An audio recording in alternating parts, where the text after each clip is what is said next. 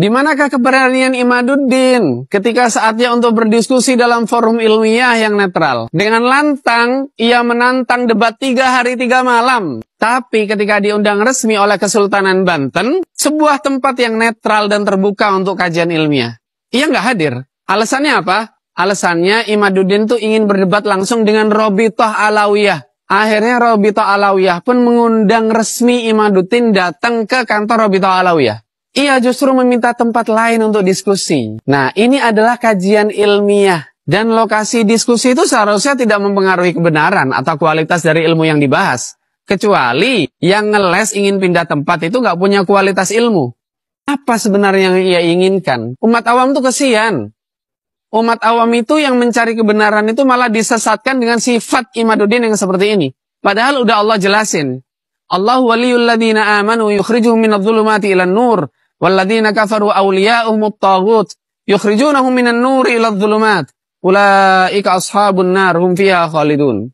Intinya apa? Intinya itu Allah itu ingin mengeluarkan manusia dari kegelapan ke cahaya, dari pertikaian ke persatuan. Malah Imaduddin ini bikin umat Nabi Muhammad makin terpecah belah. Wahai Imaduddin, wahai Roma Irama, bahkan kalian berdua itu bikin umat Nabi Muhammad, umat Rasulullah membenci keturunan Rasulullah Sallallahu Alaihi Wasallam. Coba, kalian berdua mikir nggak sih gimana hatinya Rasulullah Sallallahu Alaihi Wasallam tuh sedihnya seperti apa melihat keturunannya itu dimusuhi, dibenci oleh umatnya sendiri. Gara-gara fitnah yang kalian sekarang tuduhkan kepada keturunan baginda Nabi Muhammad Sallallahu Alaihi Wasallam. Sampai Rasulullah bilang, "Idza lam tastahi fasna ma syi'ta."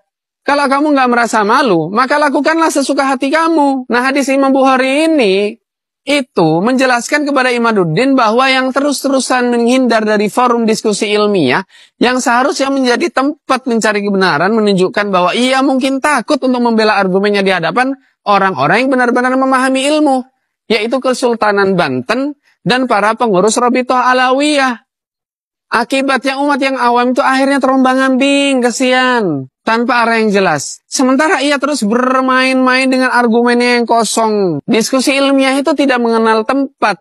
Yang penting adalah substansi dan keseriusan dalam mencari kebenaran. Sikap yang seperti ini tuh bukan hanya merugikan dirinya sendiri, tapi juga merugikan umat. Maka umat itu harus hati-hati terhadap orang yang gemar menantang. Tapi ketika dihadapkan dengan kebenaran, dia malah menghindar, takut. Nah, ini dia yang nantang debat, dia yang cemen kabur.